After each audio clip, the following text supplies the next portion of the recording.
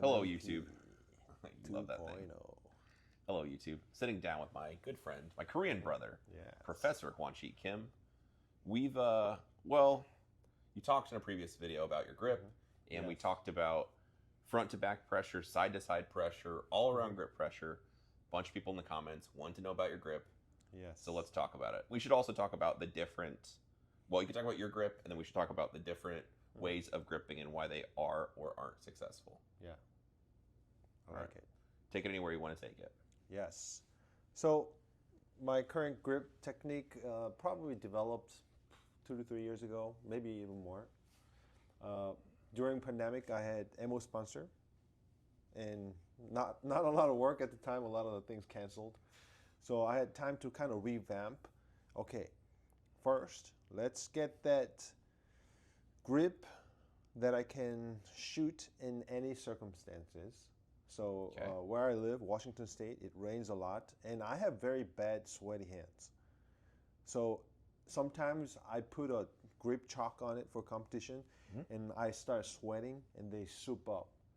So previously, my routine was to pour water and use a towel, and then reapply the grip chalk every single stage, which is a lot of work. It is. Yeah, so I got really annoyed.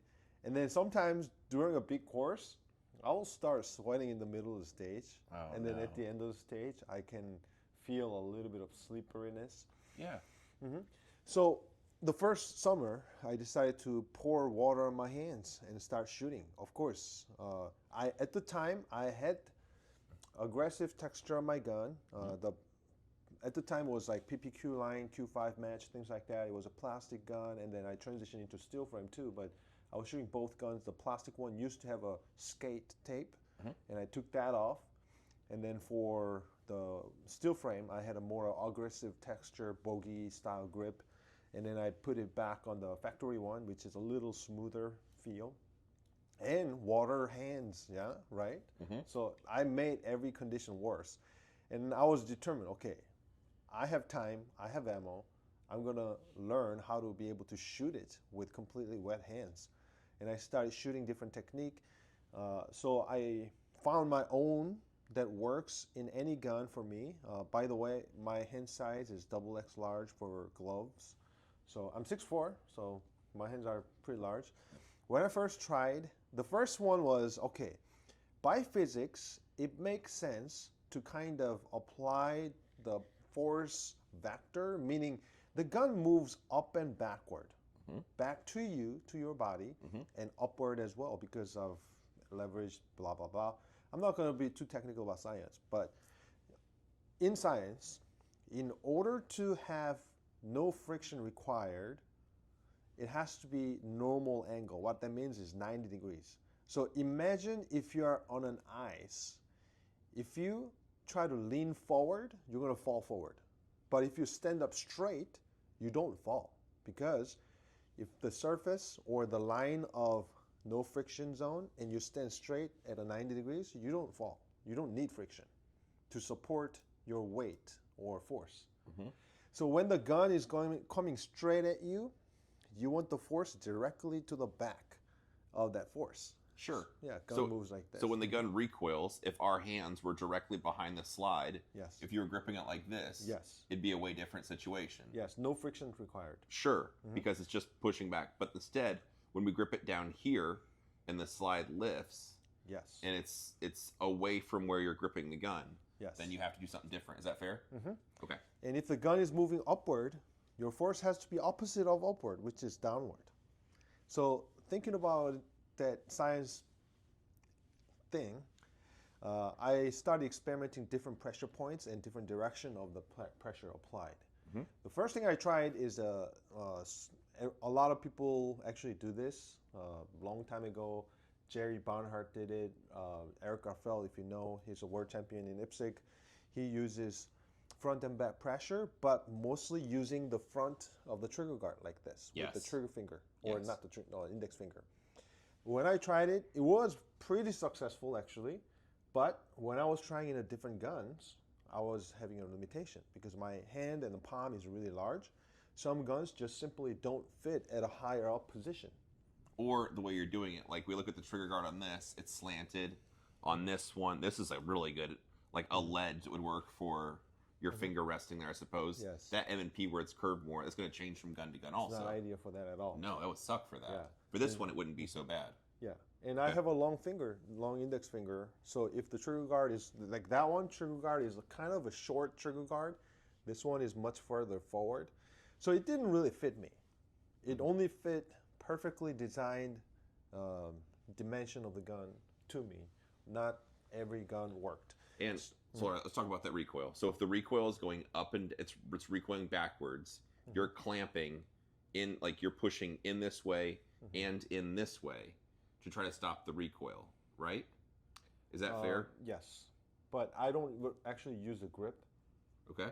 Yes, that's one of the big key. I don't try to pressure too much on the grip itself. I actually use a lot of trigger guard. Oh. If you imagine, so one of the key I picked up with that trigger guard thing over here is this finger is actually using the trigger guard to put pressure. So you're pushing it back. Like I could do that. Yes. I could use this and push it back into like this area then? Yes. Okay. So I'm pinching it from trigger guard back to the webbing of my hand. Yes. But before that, just saying, my grip was conventional way. In a way, you're really trying to squeeze the shit out of the grip, right? So my pressure is mostly coming from the grip. And then around the time I did a lot of slow-mo footage, and one of the common issue people have is they don't have good contact under the trigger guard here. When the muzzle lifts in recoil, they lose contact and create a gap. So it's separating down here. And then when the muzzle comes back, they hit hard and the muzzle wobbles a lot. And that video footage is in training group, of course. I made it a long time ago. So it's very slow-mo, detailed explanation of how to eliminate those wobbles. Okay. So that was a good start for me. And then second thing is, yes, why not try to put pressure on the trigger guard, just like the other guys with the one finger up, but without having the one finger up. Okay. So what I did is, first of all, first condition, I wanted to put pressure in both directions, that's manner of front and back, but also, like I explained, when the gun moves up and down, you want pressure going downward at it as well. So if I show you a little bit, so if you're just listening, just try to imagine a little bit. If you have support hand interlocked on the side surface, meaning side of the knuckles and the bones, if you interlock on the side like so, when the firing hand recoils with the gun, it can break. But if you place on top, it does not break. Because again, I'm putting pressure on the top surface of the hand, so when the surface moves, I don't need any friction. However, if I want to put on the side of my hand, when the motion is up and down, if there is a crazy friction, yes, it may not break, but there's not a lot of friction right now, so it's breaking very easy. So condition number one is to use the top surface of your knuckles, top surface of your bones. It doesn't have to be completely deep in the top. It can be anywhere above the bone line. It can be deep or shallow. Depends on the finger angle, it'll lie different spots. Because sometimes if you go way deep in the finger, like so, it may actually bother your trigger finger and scrape effect happening. You don't want that too far. So you have to kind of experiment how deep or shallow you should go on the top surface of your hand, basically top surface right there. I don't know if you can see it in the video. I have a callus built up right on the edge of this finger because there's a lot of pressure going on the top surface. So that's condition number one. Now condition number two is once you achieve the top surface, now you got to learn how to properly put pressure underneath the trigger guard. Okay. So if you have good pressure underneath the trigger guard, like I said, it maintains contacts in recoiling, and then there's not much wobble effect at all, if not none. If none. So I described this long time ago. I made a video on it on PSCG, and I don't think I described it as well. A lot of people submitted the video review, and then people are not applying the pressure right. A lot of people imagined, okay, I'm gonna hook my finger on the top surface, and I'm gonna curl the wrist to put pressure under the trigger guard.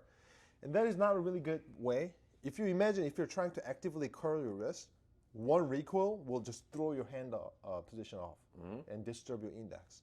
You do not want to curl your wrist in any manner.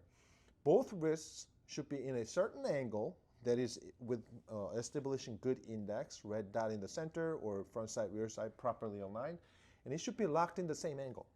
You do not want to actively try to curl forward or curl backward. So how to apply the trigger pressure is just almost lifting up your finger like so. But of course, there's a trigger guard blocking it, so it's not really actually lifting your finger in a motion. But top surface, hook on the top knuckle, and then imagine if you're doing this under the trigger guard.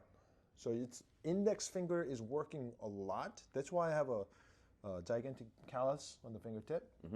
So if I show you the complete, just the one finger, trigger finger, again, top surface, and then I am doing lifting motion. You see it's going right onto the trigger guard, and my fingers are digging in. Now, when you establish that, first thing you're going to notice is the right hand holding on the back of the gun. I'm going to exaggerate a little bit. If you look, the muzzle lifts a little bit, right? So there's a lot of pressure going on, but if you have good wrist lock, the muzzle should not be lifting. So now I'm going to apply wrist lock, and I put pressure on it, and you can see a little bit of sliding effect right now on my finger, sliding down a little bit, and that's where it stops. So that's a perfect spot for me. Okay. There's no friction zone, but a lot of pressure going into the trigger guard. That's going to stop the wobble very, very quickly. And then the second part of it is, of course, the palm contact. Both palms should be, depends on the hand side, it may not actually contact. So if you're having a really good big grip, and if your hand is very small, palms may not be contacting that much. But the key point is, like I said, you don't want any of the wrist curling effect or palm curling effect. A lot of people try to do thumbs forward, but if this just thumbs forward like so, it's just the thumb movement forward, that's fine thing, although I don't do thumbs forward at all. But a lot of people actually, when they hear, okay, thumbs forward, not thumb, but their entire palm is sliding with the thumb. This is one of the big issue where if you look at my thumb or palm, when you try to slide the whole palm and the thumb together, they actually bulge out and they're losing surface. That's one thing. Second, during recoil, they usually happen like this and this and this if there's not enough friction. So what I tell people is, yes, create the pressure with the trigger finger under the trigger guard. Oh, sorry, not trigger finger, index finger under the trigger guard. Once you do this kind of a manner, keep your palms completely open up. So two things happen. When you open up the palm, number one, you have more flat surface, meaning better surface contact on the side of the gun. And second, you don't have a sliding effect where palms forward is actually more directional forward. Entire palms are putting pressure directionally more forward. Then your hand sliding off the back of the gun. Exactly. Your palms slide forward, forward, forward, especially if you have water in your hands, sweaty situation, or icy wintertime, you have generally very smooth hands, then you're going to slide forward with the palms or the whole wrist. So your job for the palm is to open up, just contact the surface, and then second, the wrist is locked in same angle, so not wrist canting forward at all. Okay. So that's a big key. Would you make me do your grip then for people watching? By the way, in my class, I do this. It's a very short demonstration. I line up people and then, hey, just point at the target. When I come to you, just take your support hand off, but aim at the target like normal. So I can grip your support hand or support side of your gun with my support hand.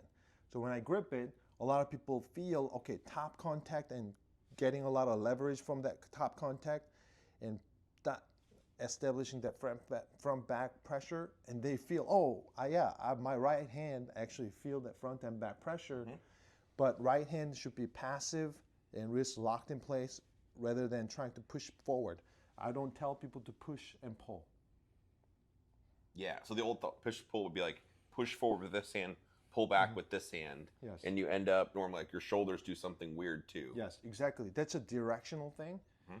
It is achievable if you have a lot of rounds. It's not an intuitive thing. It's very difficult to do because a lot of people, when they do push-pull, they try to do with the shoulder tension. The key is that you're not using the shoulder tension. So it's very difficult to do. But my method is very natural and neutral also. The pressure is just more of a finger closure rather than body trying to push and pull. Okay, let's try this. All right, so here's my firing hand on the gun. The way I normally grip the gun is I just come in, hit the beaver tail, and grip the gun up as high as I can. My support hand comes in, just close, so I hit the bottom of the trigger guard. I close, and that's my normal grip. So differently, to make yours work, I'm moving this finger up under here, and then I'm pushing upwards with that finger, right? So that would be really the difference between my regular grip and yours. Is that correct? Yes. Okay. So it may sound difficult. I describe a lot of them. If you know how to generally shoot, like, oh, okay, I understand my hands are supposed to be high enough on the gun, and I'm supposed to close my fingers and crush it really hard. If you have a basics of grip, just know this. All you have to change is the top index finger of your support hand to be on the top surface, and then put pressure under the trigger guard by trying to kind of put pressure by lifting action, almost a slight lifting action of your finger. The whole other fingers, 3 fingers, and the palm action, usually, if you know the basics, you don't have to change. Yeah, because everything else is more or less like my hands are hitting where they'd regularly hit, and this is all okay, right? Yeah. Okay. But a lot of people don't know how much they put pressure on the trigger guard using the index finger. So when I actually grip the students' hands, they are kind of surprised. Oh wow, there's actually a lot of pressure going on the back of the gun because the pressure I am building underneath the trigger guard with my index finger. And then a lot of people try it, and index is more consistent, and they don't have to rely on grip chalk or skateboard or having like a very fancy stippling on your gun. None of that is necessary. Yeah, this gun's pretty fly the way it's stippled, so of course it's going to help. Can we talk about side-to-side pressure also? Yes. And because there's there's different thoughts, but some people even like where they grip the pistol and you end up like bringing your elbows up a little bit or like pushing inwards with my hands as a way to help like make so the gun doesn't move. That's also a very important part of it, for sure. Yes. Okay. So generally, I think a lot of us agree that you're supposed to grip the gun with the hand, not with the arms. Like the definition of grip is a hand motion. Yeah, we say. So go ahead, sorry. You close your hands by closing the fingers.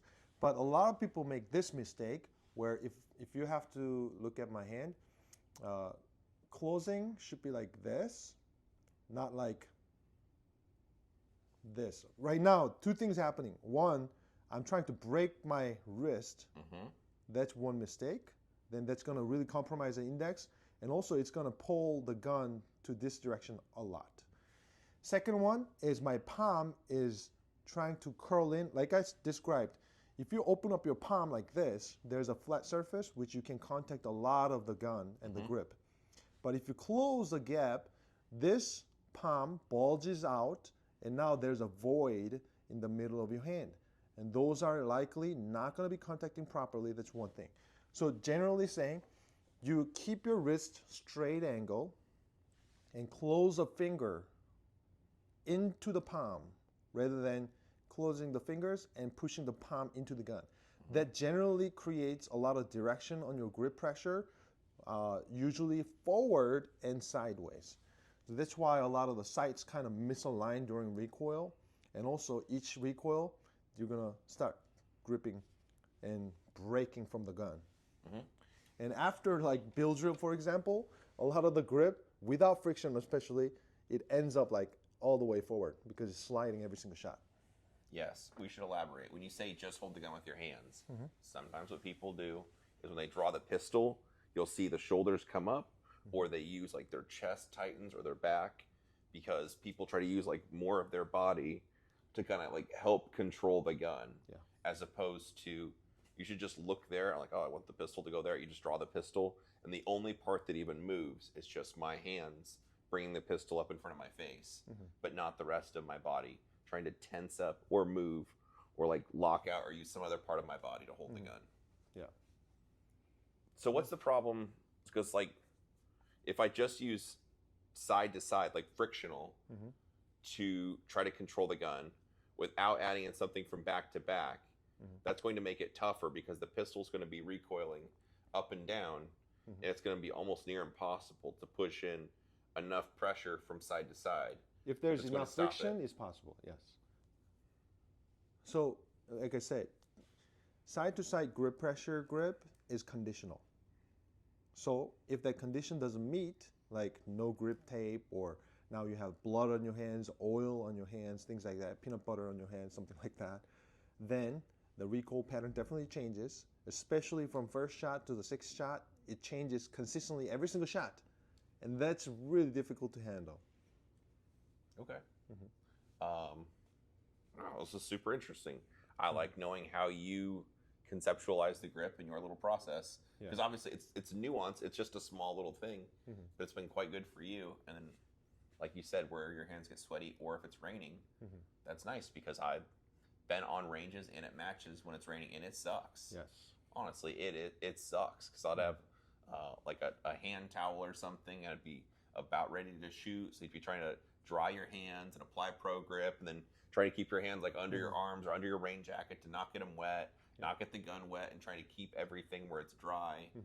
But then once you go to make ready and the gun's not, for people not familiar with USPSA, when it's your turn to shoot, then you're getting the range command, you're getting your gun loaded and getting ready. During all that time, your hands are getting wet, the gun's getting wet.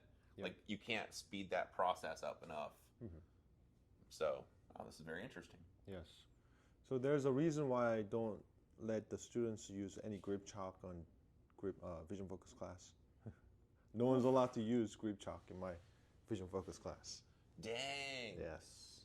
All right. Well, this is super interesting. I appreciate you taking the time to let me pick your brain. Thank you. If you want more details on Kim's grip or other stuff, he's working on YouTube now. So you've got your own YouTube channel. He's starting to upload videos regularly, so he'll have information there.